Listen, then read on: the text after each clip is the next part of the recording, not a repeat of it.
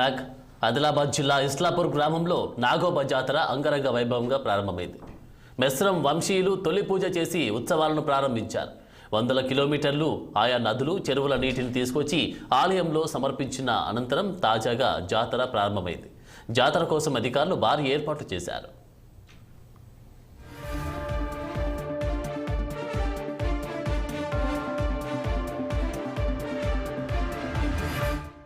ఆదిలాబాద్ జిల్లా కేంద్రానికి 40 కిలోమీటర్ల దూరంలో ఇంద్రవెల్లి మండలంలోని ఇస్లాపూర్ గ్రామంలో వెలువెత్తిన నాగోబా వేలాది మంది భక్తులకు కొంగు బంగారంగా నిలుస్తున్నారు.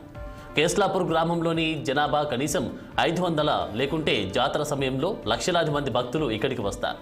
ప్రభుత్వం ఈ జాతరను అధికారికంగా నిర్వహిస్తూ ఉండడంతో జిల్లా కలెక్టర్లు స్వయంగా ఏర్పాట్లను పర్యవేక్షిస్తుంటారు. భక్తులకు ఎలాంటి ఇబ్బందులు తలెత్తకుండా ప్రత్యేక చర్యలు తీసుకుంటున్నారు. పోలీసులు భారీ బందోబస్తును ఏర్పాటు చేశారు.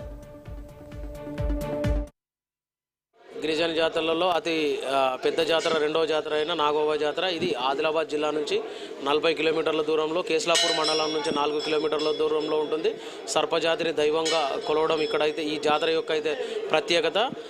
నాగోబా జాతర ఈరోజు 10 గంటలకు అయితే ఏదైతే హారతి కార్యక్రమానికి ముఖ్య అతిథిగా ఈరోజు కలెక్టర్ గారు విచ్చేశారు. ఇక్కడ దీనికి సంబంధించిన ఏర్పాట్లను, నాగోబా జాతర సంబంధించిన ఏర్పాట్లను ఆ అధికారులకు ఏ విధంగా సూచనలు చేశారో కలెక్టర్ గారి మాటల్లో తెలుసుకొని చెప్పండి. ఇప్పుడు జాతరకు ఎన్ని నిధులు శాంక్షన్ అయినాయి, వాటిని ఎట్లా యూజ్ చేస్తున్నారు, భక్తులకు అసౌకర్యం కలగకుండా ఏ విధంగా కింది అధికారులకు సూచనలు చేశారు. సో మనకి 9th నుంచి 15th వరకు జాతర జరుగుతుంది. మరి ఈరోజు 9th రాత్రి కూడా ఈరోజు మొత్తం పూజా కార్యక్రమాలు అంతా కూడా కంప్లీట్ కావడం జరిగింది. మరి రేపటి నుంచి పెద్ద ఎత్తున భక్తులు రావడం జరుగుతుంది. వాళ్ళకి ఎవరికి అసౌకర్యం కలగకుండా ఉండడానికి మరి రాష్ట్ర ప్రభుత్వం తరఫున ఆల్రెడీ ఒక 1 crore వరకు కూడా మనకి ఈ ఫెస్టివల్స్ అన్నిటికీ, నాగోబా జాతర మళ్ళీ దీని రిలేటెడ్ జాతరలన్నిటికీ కూడా శాంక్షన్ కావడం జరిగింది. మరి పెద్ద ఎత్తున లాస్ట్ టైం ఎట్లయితే చేస్తున్నారో దానికన్నా ఇంకా గ్రాండ్గా జరిగే విధంగా, భక్తులకు ఏ విధమైన అసౌకర్యం కలగకుండా ఉండే విధంగా మరి ఇక్కడ వచ్చిన వాళ్ళకి స్నానాలు చేయడానికి కానివ్వండి, టాయిలెట్స్ కానివ్వండి, డ్రింకింగ్ వాటర్ కానివ్వండి, వేరే ఇతర అసౌకర్యం ఏం లేకుండా అన్ని ఏర్పాట్లు పూర్తి చేయడం జరిగింది. సో పోలీస్ డిపార్ట్మెంట్ చూడ ఒక 100 CCTV కెమెరాలు, వాళ్ళ సేఫ్టీ గురించి, సెక్యూరిటీ గురించి రౌండ్ ద క్లాక్ మళ్ళీ ఉమెన్ పోలీస్ ఆఫీసర్స్ని కూడా ఇక్కడ పెట్టడం జరిగింది. సో ఏ విధమైన అసౌకర్యం లేకుండా అన్ని ఏర్పాట్లు కూడా పూర్తి చేయడం జరిగింది.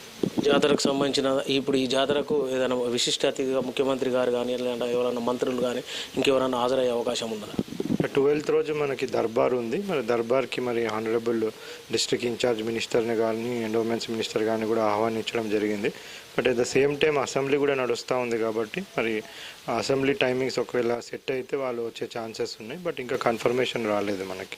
లోకల్ ఎమ్మెల్యే అయిన ఖానాపూర్ ఎమ్మెల్యే బొజ్జు పటేల్ ఇక్కడ అన్ని కార్యక్రమాలు పర్యవేక్షిస్తున్నారు. వారి మాటల్లో తెలుసుకుందాం. జాతరకు సంబంధించిన అంశాలు, జాతరకు సంబంధించిన బడ్జెట్, జాతరకు సంబంధించిన మిగతా అంటే వాళ్ళకి ఇచ్చిన కాంగ్రెస్ ప్రభుత్వంలో ఎలాంటి బడ్జెట్ ఇచ్చారో వాళ్ళ మాటల్లోనే తెలుసుకుందాం. చెప్పండి, ఇప్పుడు దీనికి పోయినసారి కాకుండా ఈసారి ఎక్కువ నిధులు, ఏదైనా నిధులకు సంబంధించిన అంశాలు ఏమైనా ఇక్కడ డెవలప్మెంట్స్కు అథారిటీకి సంబంధించిన ఏమేమి చేశారో చెప్పండి. ప్రతిసారి 20 లక్షల డబ్బులు ఇస్తుండే, కానీ ఈసారి ₹1 కోటి ఇచ్చేయడం అనేది జరిగింది. ఆ ₹1 కోటిలో 50 లక్షలు పూర్తి స్థాయిలో జాతర కోసం ఖర్చు పెట్టాలని చెప్పడం అనేది జరిగింది. నేను నిన్న కూడా సెక్రటరీ గారితో మాట్లాడడం అనేది జరిగింది. దానికంటే ముందు ఇన్ఛార్జ్ మినిస్టర్ సీతయ్య గారితో మాట్లాడడం అనేది జరిగింది. మరి గతం కంటే ఈసారి పూర్తి స్థాయిలో కొంత నిధులన్నీ కూడా ఎక్కువగా శాంక్షన్ చేయించడం అనేది జరిగింది. కాబట్టి వాళ్ళకి మిగతా ఇంకా డెవలప్మెంట్ కోసం మిగతా అమౌంట్ కూడా మన గౌరవ ముఖ్యమంత్రి అనౌన్స్మెంట్ చేయడం అనేది జరిగింది. అదేవిధంగా ఆఫ్టర్ జాతర తర్వాత పర్మనెంట్ సెటప్ ఇక్కడ ఏర్పాటు చేయాలని మేము ఇన్ఛార్జ్ మంత్రివర్యులతో, అదేవిధంగా కలెక్టర్ గారితో మాట్లాడడం అనేది జరిగింది.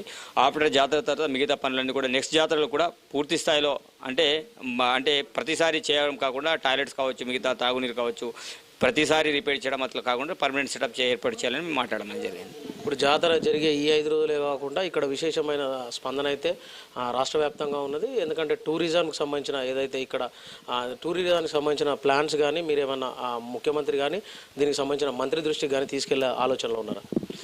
వాస్తవంగా దీని యొక్క టూరిజం కోసం మేము మొన్ననే గౌరవ ఇన్ఛార్జ్ మంత్రివారితో మాట్లాడడం అనేది జరిగింది. మరి తప్పకుండా ఆఫ్టర్ జాతర తర్వాత మేము దీని గురించి మిగతా అంశాల మీద, అంటే ఉమ్మడి ఆదిలాబాద్ జిల్లాలోని చాలా దేవస్థానాలు కావచ్చు, జంగుబాయి కావచ్చు, అది దీంతో పాటు జోడేఘాట్ కావచ్చు, మిగతా ఎన్నైతే ఆదిలాబాద్ జిల్లాలో వాటర్ ఫాల్స్తో పాటు ఏదైతే చారిత్రకమైన కట్టడాలను వాటిని కూడా టూరిస్ట్ ప్లేస్గా ఏర్పాటు చేయాలని ఒక ఆలోచన అవుతుంది.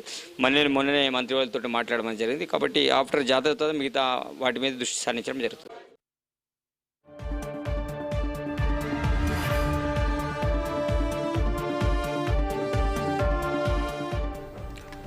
నాగోబా చరిత్రను గొండు గిరిజనులు రకరకాలుగా చెప్పుకుంటారు. పూర్వం మిశ్రం కుటుంబానికి చెందిన నాగాయిమోతి రాణికి నాగేంద్రుడు కలలో కనిపించి సర్పం రూపంలో ఆమె గర్భాన జన్మిస్తాను అని చెప్పాడట. కలలో వచ్చినట్టే సర్పరూపంలో నాగేంద్రుడు రాణి కడుపులో జన్మించారు. ఆ తర్వాత కొడుకు నాగేంద్రుడికి తన తమ్ముడి కుమార్తె గౌరిని ఇచ్చి వివాహం చేసింది. అత్త ఆజ్ఞ మేరకు గౌరి భర్తను బుట్టలో పెట్టుకొని గోదావరికి ప్రయాణం కాగా ఒకచోట పాము ఉడుం రూపంలో కనిపించగా ఆ ఊరు ఉడుంపూర్వమైంది. ఆ తర్వాత గౌరీ ధర్మపురి వద్ద గోదావరిలో స్నానం చేయడానికి వెళ్ళగా ఆమెను చూసి నాగేంద్రుడు మనిషి రూపంలోకి మారాడని, అయితే పేరు ప్రతిష్టలు కావాలో సాంప్రదాయం కావాలో తేల్చుకోమనగా గౌరీ సాంప్రదాయాలను లెక్క చేయక తిరిగి పాముగా మారి వెళ్ళిపోయాడట. ఆ తర్వాత ఉడుంపూర్ నుంచి గరిమెల వరకు అతని కోసం వెతికిన గౌరీ గోదావరిలోని సత్యవతి గుండంలో కలిసిపోయింది.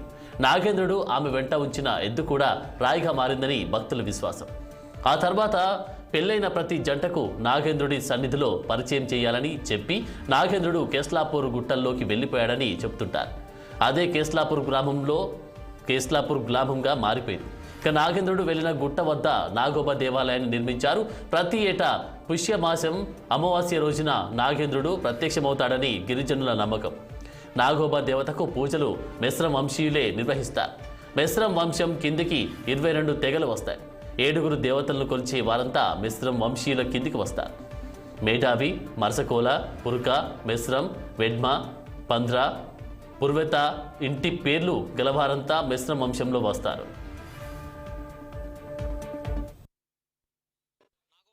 ఈ రోజు అయితే మొదలైంది. 9వ తేదీ నుంచి మొదలైన ఈ జాతర 12వ తేదీ వరకు సాగుతుంది. 12న దర్బార్తో ఈ జాతర ముగుస్తుంది. ఇక్కడ నాగోబా జాతర అంటే నాగేంద్ర స్వామిని దైవంగా కొలిచే మిశ్రం వంశస్థులు మనతో పాటు ఉన్నారు. అసలు జాతర ఎందుకు జరుపుకుంటారు, జాతర యొక్క విశిష్టత వాళ్ళ మాటలను తెలుసుకుందాం. చెప్పండి, ఇక్కడ జాతర ఎన్ని సంవత్సరాలుగా జరుపుతున్నారు, జాతర యొక్క విశిష్టత ఏమిటి? ఇక్కడ జాతర అంటే ఇది మిశ్రం వంశానికి చెందినటువంటి వారు, మిశ్రం గోత్రానికి చెందినటువంటి వారు చేసేటటువంటి జాతర. ఇది గోండి ధర్మం ఎప్పటి నుంచి ఆరంభమైంది అప్పటి నుంచి జరుగుతుంది. దీనికి ఫలానే టైము ఫలాని ఇయర్ అనేటటువంటిది ఏమి లేదు. కానీ ముఖ్యంగా మా మిశ్రం వంశస్థుల మూల పురుషుడు, మా దేవుడు ఎవరైతే ఉన్నారో నాగోబా, ఆయనను పూజించడం అనేటటువంటి కార్యక్రమం తరతరాలుగా జరుగుతూ వస్తున్నది సార్ మాకు. సో ఈ పుష్యమాసంలో నెలవంక కనిపించిన తర్వాత మేమందరం మిశ్రం వంశస్థులు కెసలాపూర్లో జమై తర్వాత ఒక 7 ఊర్లకు ప్రచారం చేయడానికి పోతారు. ప్రచారం చేసి వచ్చిన తర్వాత మళ్ళీ అక్కడ జమై గోదావరి నుంచి నీటిని తీసుకురావడానికని వెళ్తారు. కాలినడకనే వెళ్ళడం అనేటట్టు జరుగుతుంది. 7 రోజులు గోదావరికి వెళ్ళి అక్కడి నుంచి నీటిని తీసుకొచ్చిన తర్వాత పూజ కన్నా ఒక 5 రోజుల ముందు ఇంద్రవెల్లిలో ఇందిరా యొక్క పూజ చేసి మళ్ళీ అక్కడి నుంచి 5 రోజులకు ముందు మర్రి చెట్టు దగ్గర వచ్చి 4 రోజులు మా దేవుని చరిత్ర చెప్పడం జరుగుతుంది. 5వ రోజు మా పెద్దల పేరు మీద తూమ్ అనేటటువంటి కార్యక్రమం చేయడం జరుగుతుంది.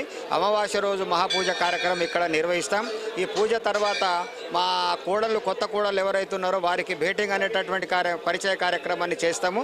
తదనంతరము పెర్సపేన్ పూజ, బానకన పూజ, తర్వాత మన మండగాజలింగ్ అనేటటువంటి కార్యక్రమాలు కొనసాగుతాయి. ఇప్పుడు ఏదైతే అమావాస్య రోజున పుష్యమాసం అమావాస్య రోజున ఈ జాతర ఎందుకు స్టార్ట్ చేస్తారు? దీనికి సంబంధించిన ఏదైనా చరిత్ర ఉందా? దీనికి సంబంధించిన ఏదైనా ఆచారం?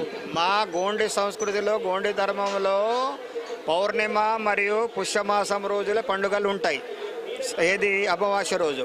అందుకోసమని అమావాస్యను మేము పండుగ చేసుకునేటటువంటిది అన్ని మా గోండి ధర్మంలో ఉన్నటువంటి అన్ని గోత్రాల వారు ఈ పుష్యమాసం అమావాస్య రోజుననే కార్యక్రమాలు చేస్తారు.